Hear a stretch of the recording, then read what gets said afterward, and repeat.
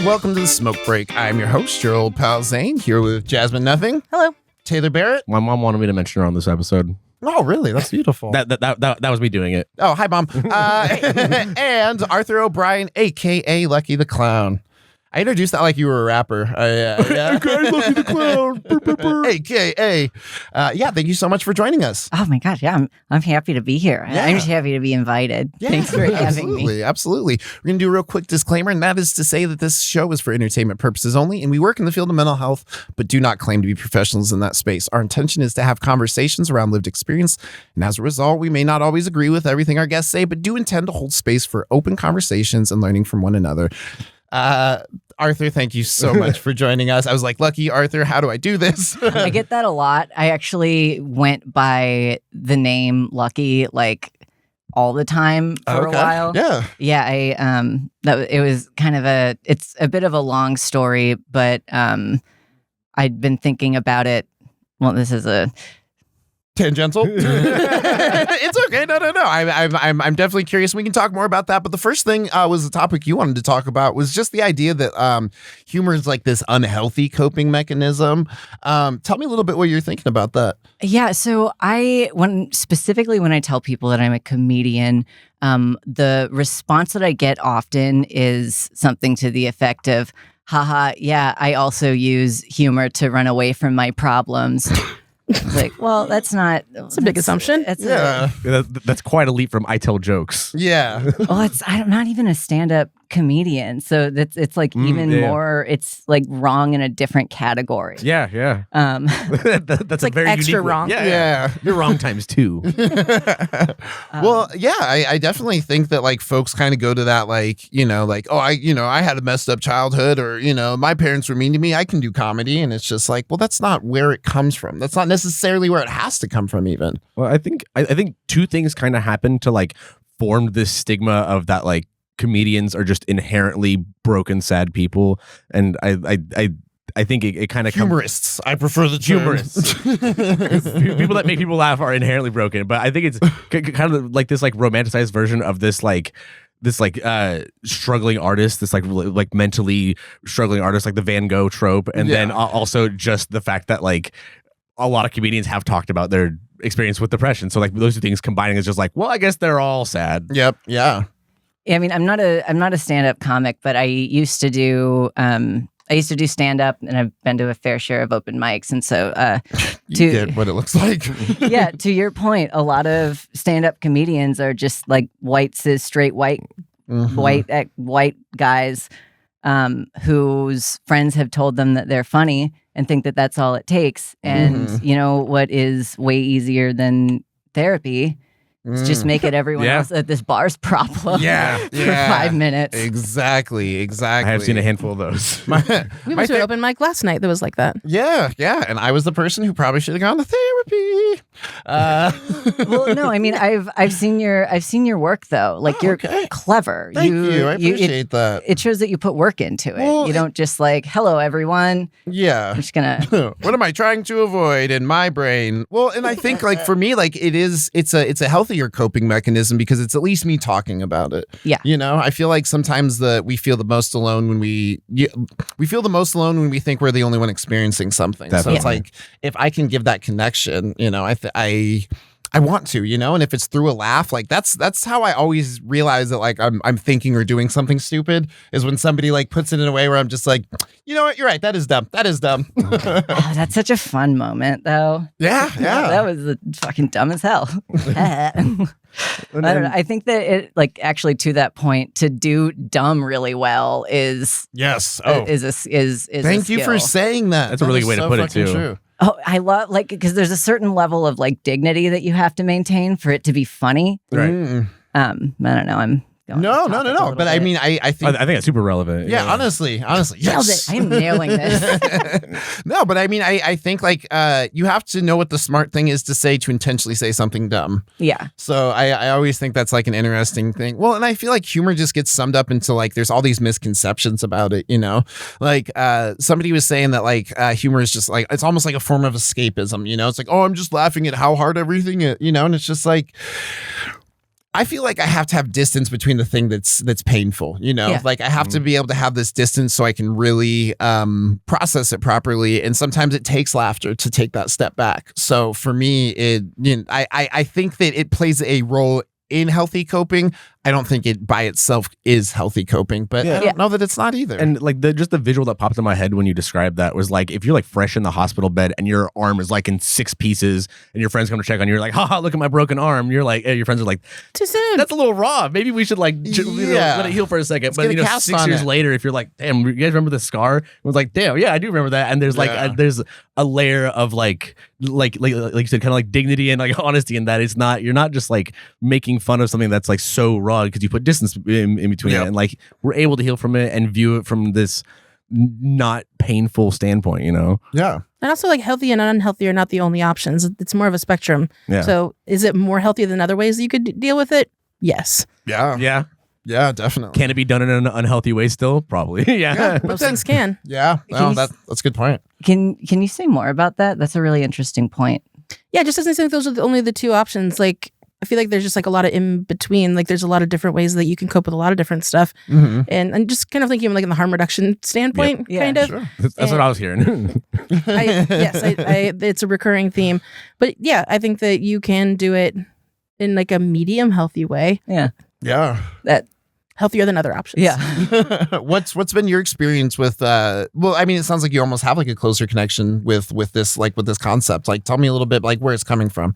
So actually, something funny that comes up in your example is like that is the number one place like where I'll use humor just to distance myself from it and not have to deal with it. Is this just happened? Ha ha! Isn't that funny? Yeah. Ha ha ha ha!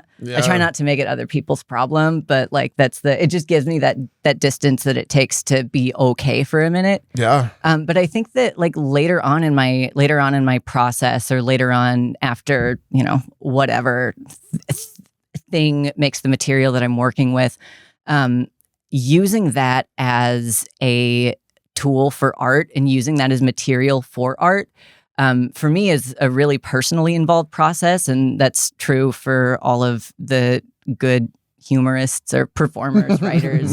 I like the word humorous because I was saying stand-up comedian over and over, and you're like clown, and I kept falling back into stand-up comedian. I was like, fuck. I was like, I have a word that brings all this Yeah, I together. know, humorous nails it, so I don't look dumb anymore. It sounds so classy too. It does. Oh, Oh, yeah. comedian. God, no, I'm a humorist. comedian. No, never. I know what the deal with that is. I needn't ask. Thank you. I've learned all about airplane food. Thank you very much. I'm very experienced with it. Well, like what got you into clowning? Because it sounds like you tried stand up and you're like, that's a thing. Like at the very least, the world of humorism like appealed to you, and you were like making attempts at it. You know what I mean? And your clowning is very funny. Thank you. I've seen it a bunch of times. yeah. It's a lot of fun. It's my favorite thing to do. Being that funny oftentimes without saying anything. Yeah. Like Yeah. it's just all of like the facial expressions and like different like body language and stuff that you're using and props and stuff. It's very cool. Thank you. It's always I love getting feedback like that because as a clown, a lot of people don't realize how hard it is. It's really hard. It's really hard. It's really hard work. But As somebody who's done whiteface and has an afro, I understand. Okay. So You were saying, Arthur? well, it's a really fun example with clowning in particular is one of the things that makes it so hard is that the best place that it comes from is the things that I don't love about myself, like the things that are like the things that I feel ashamed of, like feeling like desperate for people to like me. And at my last show, I had a bit that was a lot of fun of like, like asking people, like specific people in the audience, like, oh, was that mean? Like, do you think that they're mad at me? Like, I didn't mean to say something relatable, mean. though. Was that? Sure. And that's the thing, like to the Yeah. point of it being relatable and the point of comedy or humor. yeah. If you will. As a means of connection and a means of representing the human experience. Where Yes. It's like, I am I want people to like me so bad. Mhm. I'm going to be thinking like later, like whether you or and not, me both. Don't worry. whether or Don't not, worry. We can all just text each other nice things Yeah. later to confirm Yeah. that we're fine. Yeah, we Yeah. a 4-person group chat was like, you did good. Now you Yeah. tell this person they Yeah. did good. Everyone tell me they didn't hate me. Yeah. Okay, see you later. you like me more than when we started, right? Right, Like, right. that's We're good. We're good. It's not less. Net positive. Oh, Didn't thank make it God. worse. Cool. No, I don't know. I feel like that relatability of like the human experience, just even like kind of like that laugh that we just shared now is just like that idea of like, I felt that you put it into either words, action, something that like I could see and know that how I felt. Yeah. Like that's a really powerful thing to give people. And as far as clowning specifically, something that I heard recently that I loved is the idea, and this summed up kind of the way that I approach it, the idea that you're not performing for the audience, you're performing with the audience. Like my favorite thing about it is that like we're all still here. Mhm. You know what I mean? Yeah. Yeah, we're all in the same room. Yeah. And I'm I know, just 4 and I feet know. higher on sea level than you are. You know what I mean? Yeah. Sometimes. Yeah, sometimes it's it's a palette, and Yeah. you do your best. You were going to say something. Other I'm people so have sorry. palettes, Jasmine. Stop taking offense to that. Palettes are totally fine stages. They are. What were you gonna say? Sometimes there's not even a palette.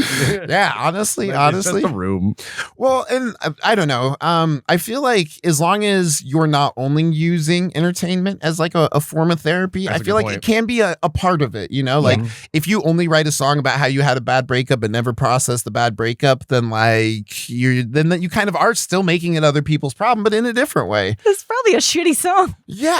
Probably not good. And like I think that like you kind of touched on it, but one thing you said to me like a long time ago is like when somebody's making a joke or something, or somebody's like turning their pain into art before they're at a point that they can kind of like handle it or cope with it, or just I guess cope for lack of better words. Like you kind of feel that sometimes, and I think Yeah. like you can feel it in the songs too, like you said, where it's just like you're like, oh, This is okay, raw buddy. still. Yeah. Okay. You need to talk to somebody. If you Yeah. can't talk to her, you need to call your mom or Have something. you ever been like hitting the face with a pie too soon, and you're like, "Whoa, that too soon, too soon." No, okay. I don't. Tell me about your clowning act. I don't know what it's like anymore. I just saw a 1950s thing. I'm dumb. I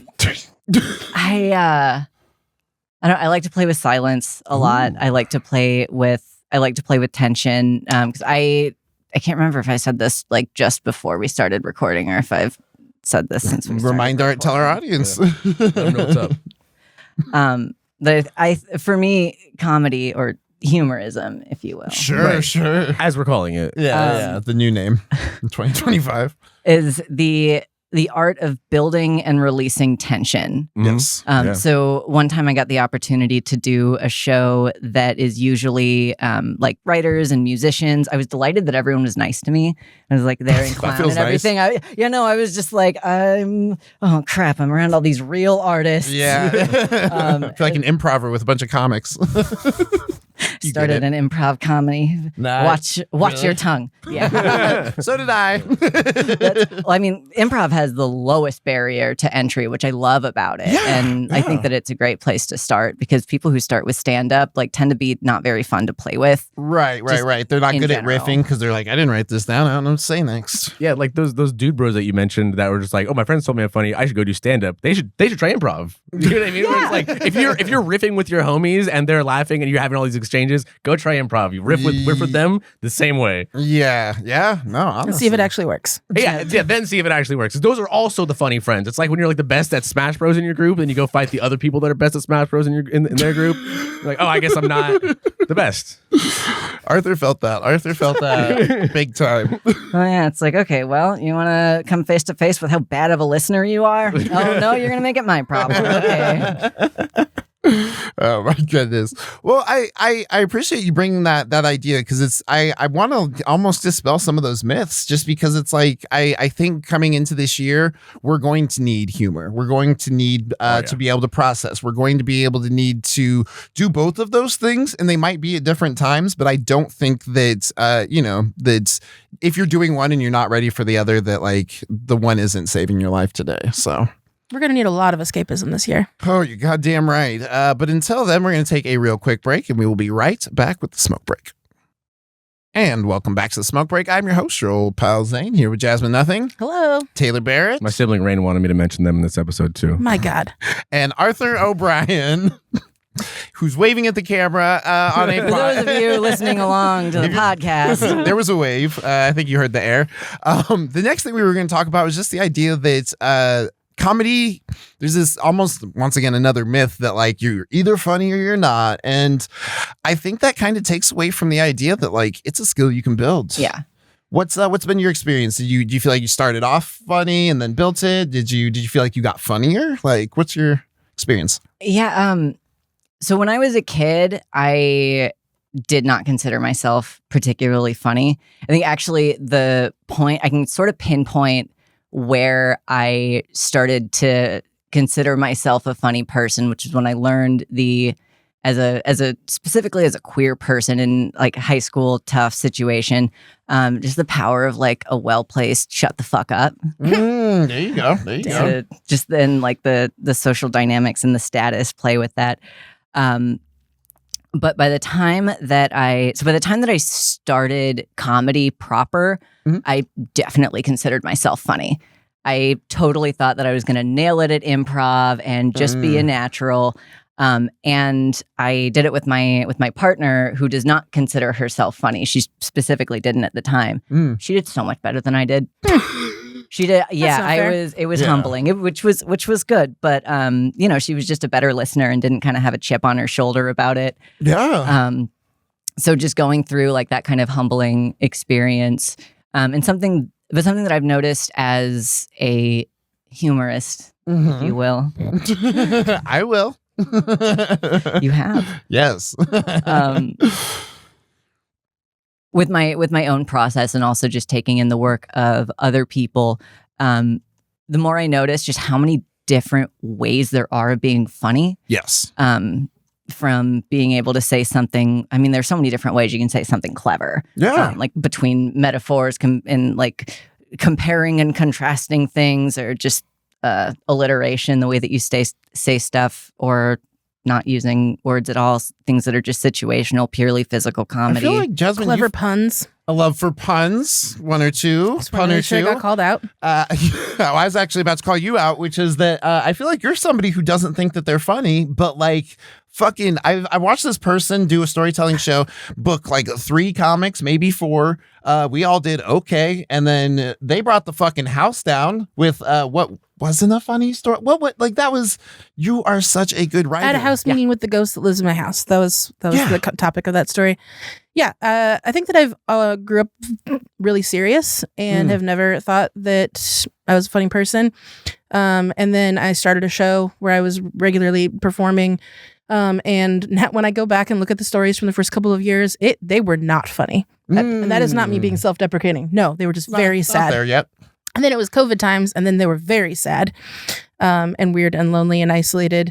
And then I think it wasn't until like probably like a couple of years ago that I was like, oh, maybe I should try and be fun. Oh, okay. And that was really hard. And so, yeah, I still don't necessarily find myself funny, but then people prove me incorrect Yeah. because then they laugh, which is always a little bit surprising. Well, I like how in your stories it doesn't. You actually sound like a humorist.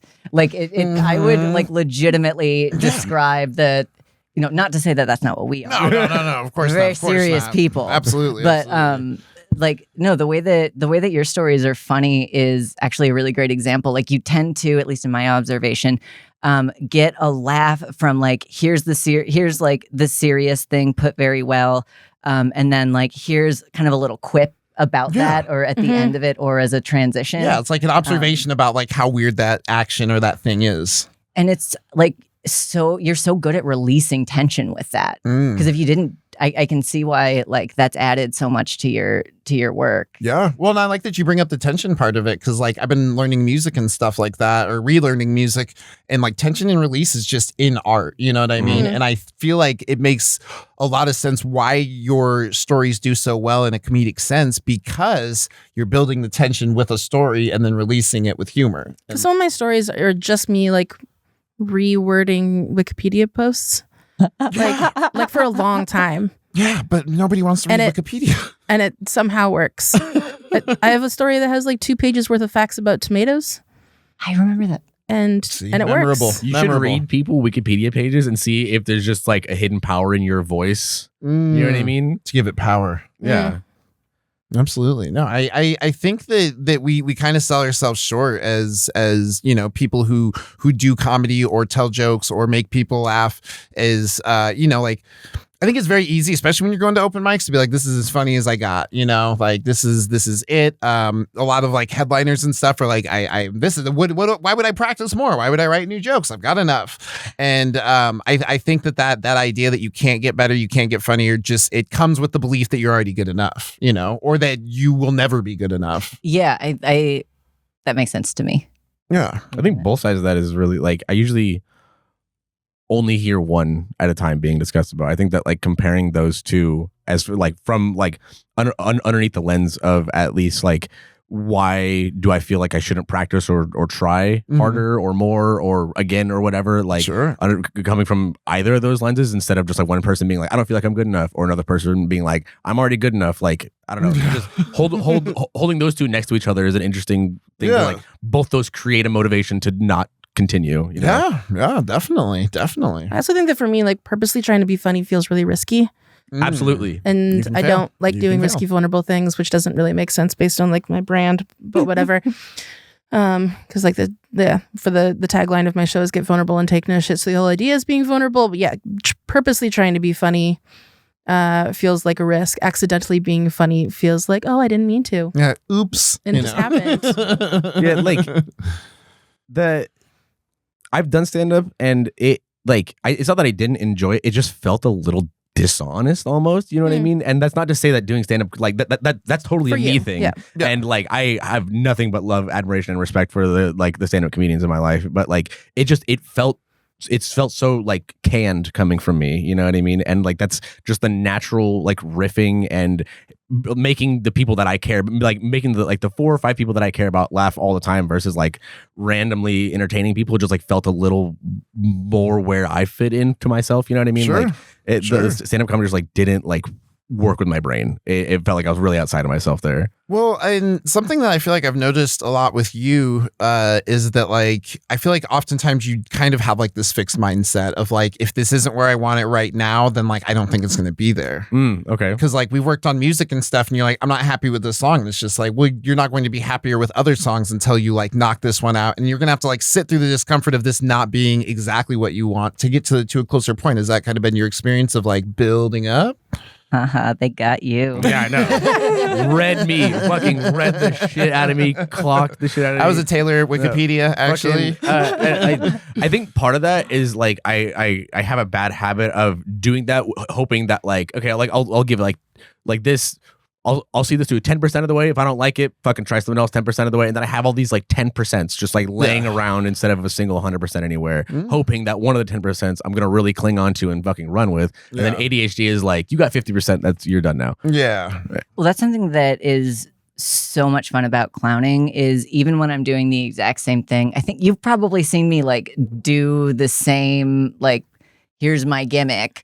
Here's the thing I'm trying to do, but it's just different. It's never quite every the time. same. It's never the same. And it's so much fun. Like audiences will surprise me and like give me the most wonderful gifts. That's why I love asking. I love asking for help in general. I'm so good at asking for help. I like that. That's a good skill to have. Like being good at asking for help is a really important skill to have. A lot of people overlook. Isn't it, Jasmine? Don't you think I so? would never.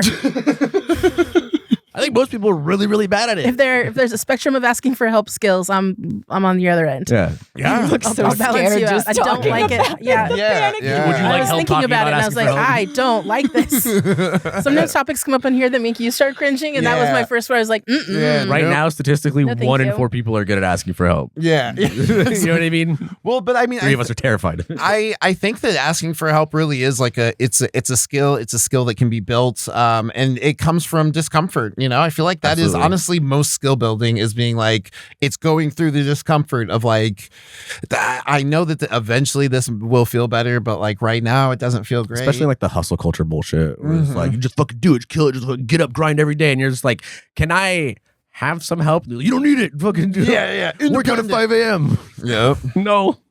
and individualist culture stuff. Yeah, it's weird. We're a pack species, you know what I mean? Like we're like that is our biggest strength is like community, and the willing isolation to not ask for help is like it's so strange how prevalent it is. Mhm.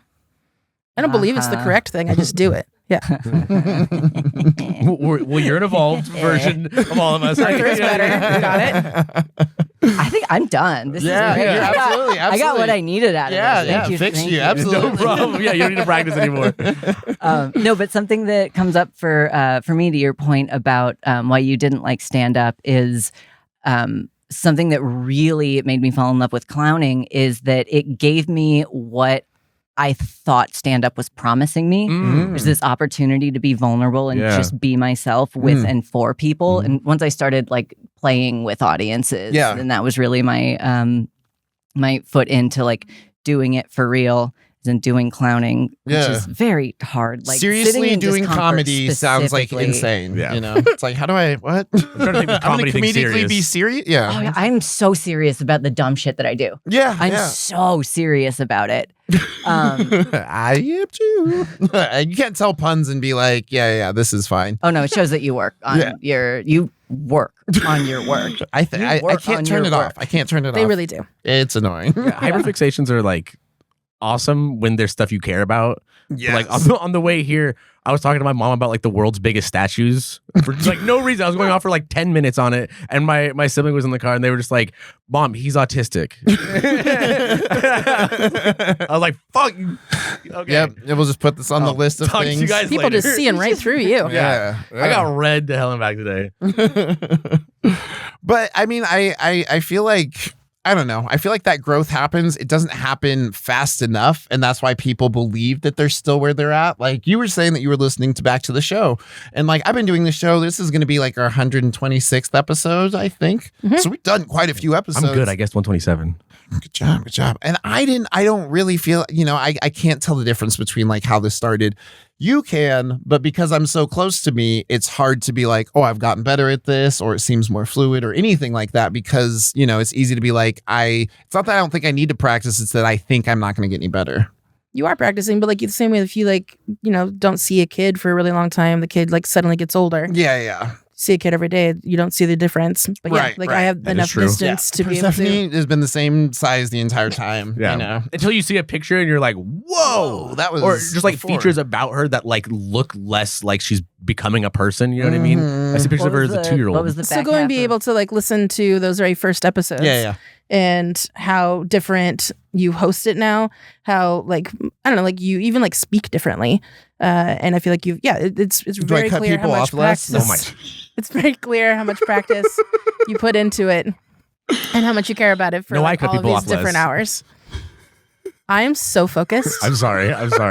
This is I'm really Jasmine, focused. and I am so I'm so excited to have them on the podcast. We spend a lot of time together. We do. I swear they think this is funny kind of later, maybe. Nope, they're mad. But Yeah, I cut myself like cutting you off to tell you what I think about your art, and I was like, oh no, oops. I mean, of all the sorry. reasons, I'll take that one. But yeah, please do that. That's a kind response on your part. Sorry, poor form. I'll take a compliment. I'm pretty good at that.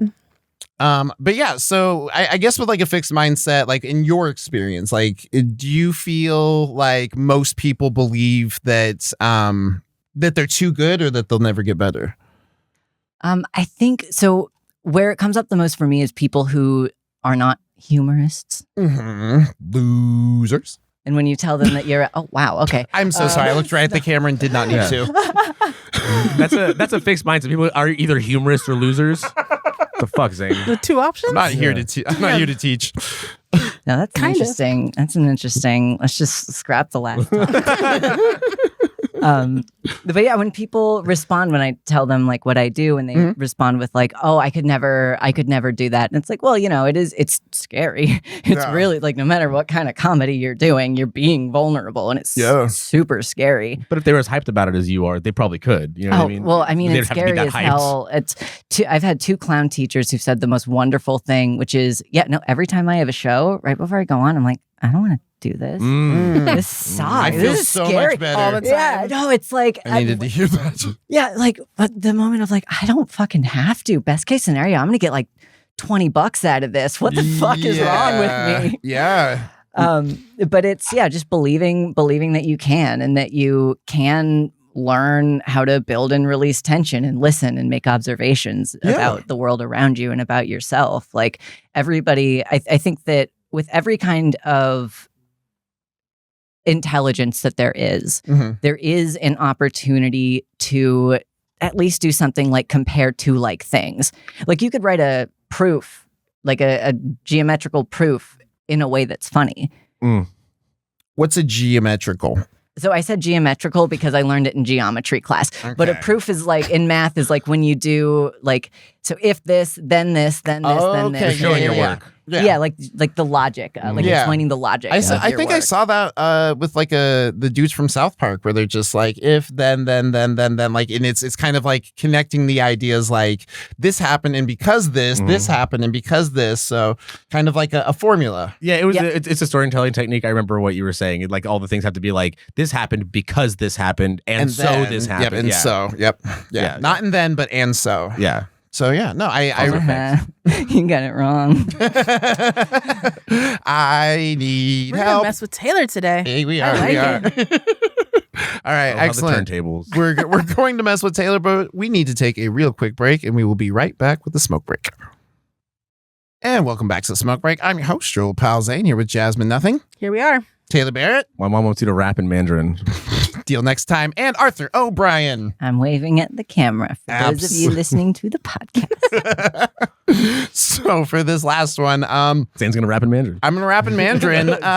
Forming identity. But first, I have to talk about forming identity in entertainment. I feel like a lot of times with the stuff that I create, it almost helps me like.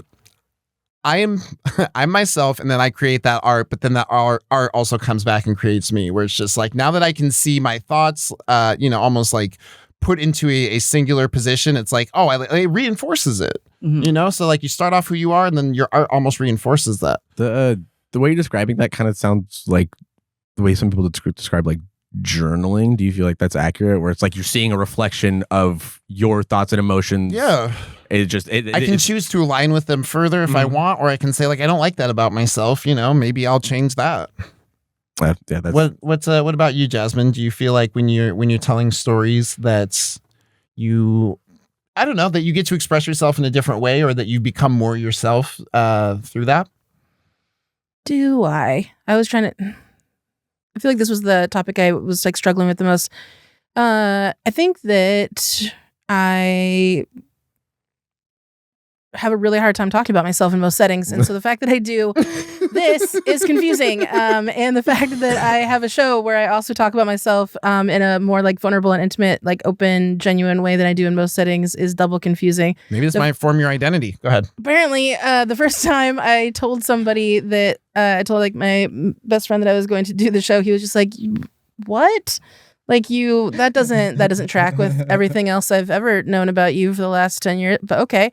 And it was really confusing. And it has like totally shifted how I kind of look at myself, and like continue to surprise myself that it's a thing that I'm down to do. Yeah. I continue to not expect it. And whenever I have like a bigger thing or a more successful thing, or feel comfortable on stage, or like when I realized that I no longer felt like I was going to die or throw up or something, or both, every time I got on stage was like, what the fuck is that? Like, I didn't know that was going to be a possibility. Now I can like eat breakfast on days where I have to do a show at night instead of like not eating for like 12 hours. so real. Yeah. It's so strange. It was like, you want to eat? And I'm like, actually, I have a show. So, but Yeah, you know what like that tomorrow. means? So- yeah, exactly. It's so it's so bizarre to like picture myself. Like I remember the first time somebody was like, as a writer, and then asked me a question, and I didn't even hear the question because I was like, course whoa. Whoa. Like as like the idea of like being a writer or being a performer or a humorist, if you will, or whatever else, Oh, I will. continues to be like, really? Like, and thinking of other people looking at me like that is bizarre. Yeah. No, Like I'm 9 years of doing my shows and I'm still not totally used to it. well, and I feel like almost like, I don't know, you do meetings and stuff. It's like you don't have like a little bit more confidence of like When I'm speaking getting up. paid for it, it's so different. Yeah, of course, getting paid But- for it's a little but bit like- different. But as soon as I have to do a presentation for work, I'm like, whatever, this is fine. yeah, I can talk there you about go. word stuff all day long, but that's not talking about me Yeah, or trying to like make me the so center you're of doing the something. hardest version of it, so that way everything seems easier. Kind of. There you go. I'll take it. What about you?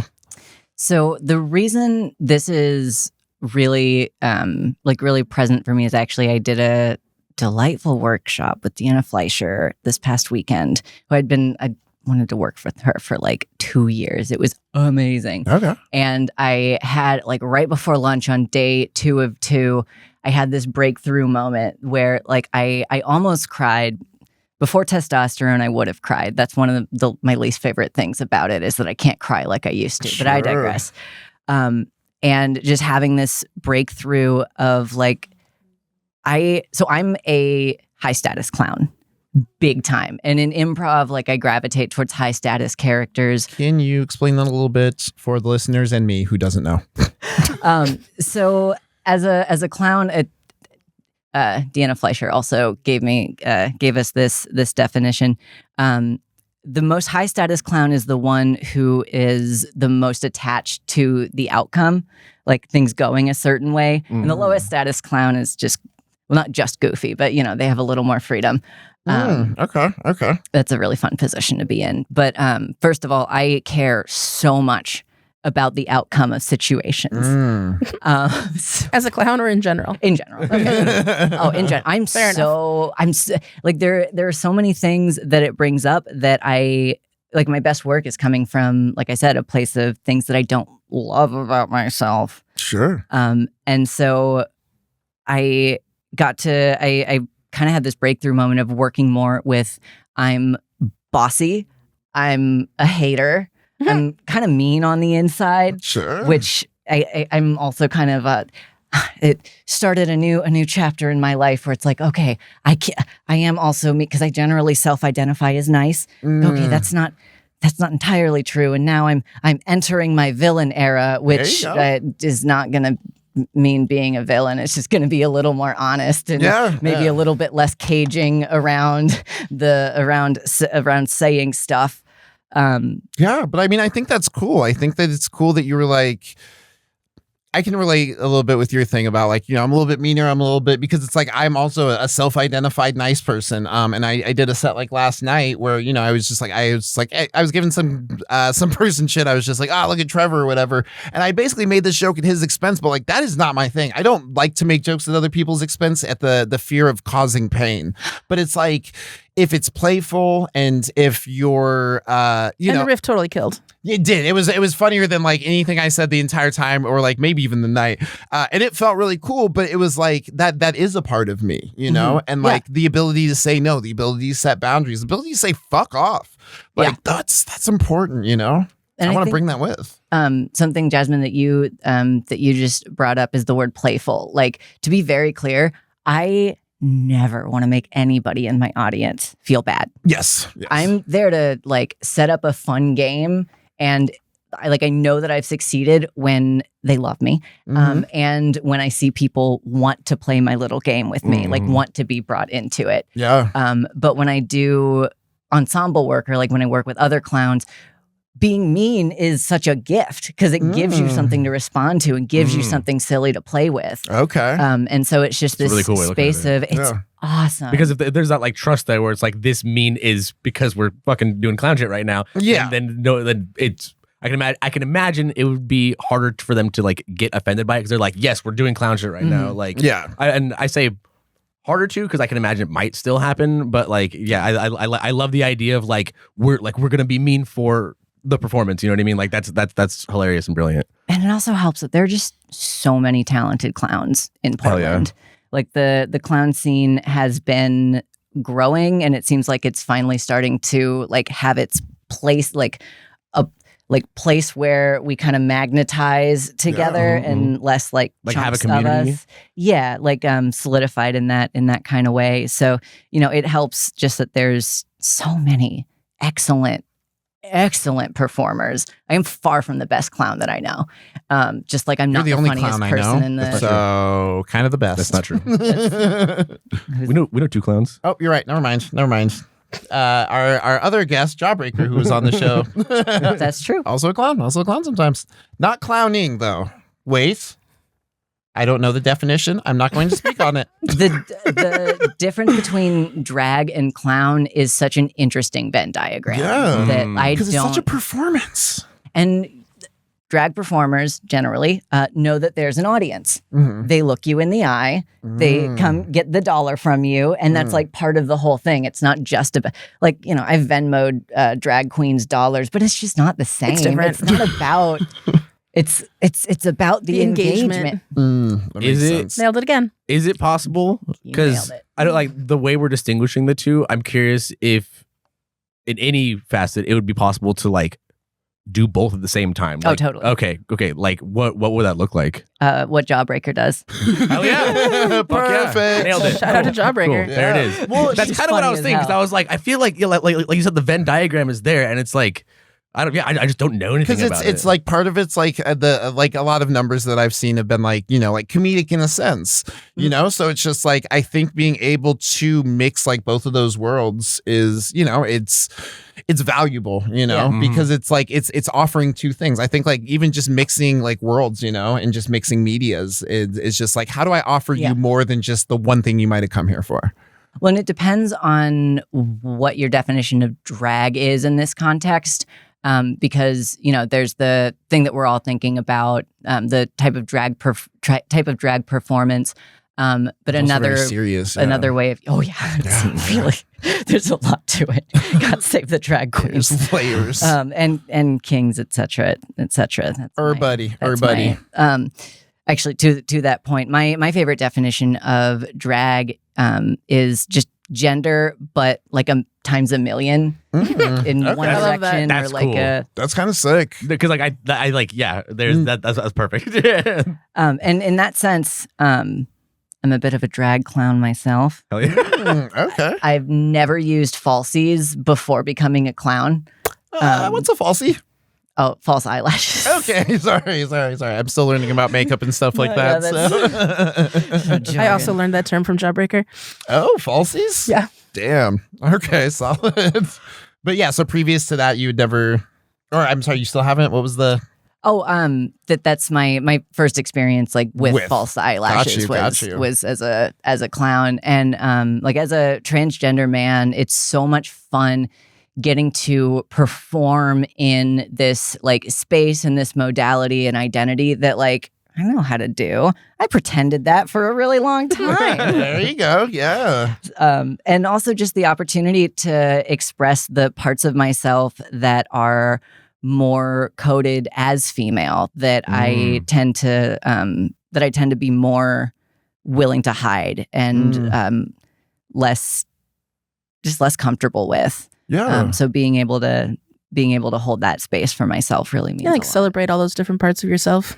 Yeah, I think it's really interesting how you're describing that too, because like I know almost nothing, and I'm saying almost because I've had conversations with two people that are clowns now, but like there's this like weird stigma that I feel like is just like right outside of surface level, with that like it's not that deep, and clowning is just like goofy and like so easily disregarded. But like the way you're describing it, it's like it like you could just hear the amount of like vulnerability and like passion and like just like love you have for the game, you know what I mean? Oh, like, yeah. It's so interesting and like and just wonderful to hear people talk about anything that they love. But I particularly like it when it's something that I know nothing about. Yes. And if I can actually specify, compared to the body of knowledge that there is, I don't know shit about clowns. Fair enough.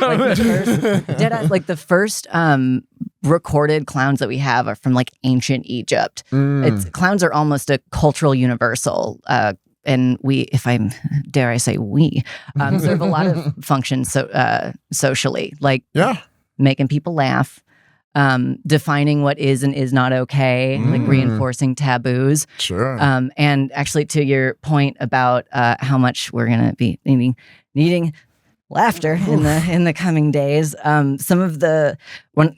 one of my aspirations is to be a hospital clown. A hospital What? clown? That would be That'd be amazing. so fucking cool. It's just the stories that I've gotten to hear from people who do it. It's like I want to do that. Yeah. So like, 100%. God, that sounds. I mean, if all of us on So average are going hard. to need more laughter in 2025, like the people in a hospital are going to need it twice as much. Absolutely. That's something that I hope to have the mental and emotional fortitude for someday. I'm hoping that for you. It has been such a treat talking to you today, Arthur. Yeah, thank you so much for being here. Oh my God, thank you for having me. It's Absolutely. so nice to be invited. Yes, absolutely. Well, that has been the Smoke Break. I've been your host, your old pal Zane, here with Jasmine Nothing, We all like each other. Taylor Barrett, I'm on. Arthur O'Brien. Thank you so much for saying that. That was necessary. You have no idea how necessary that was. Perfect. We'll see you next time.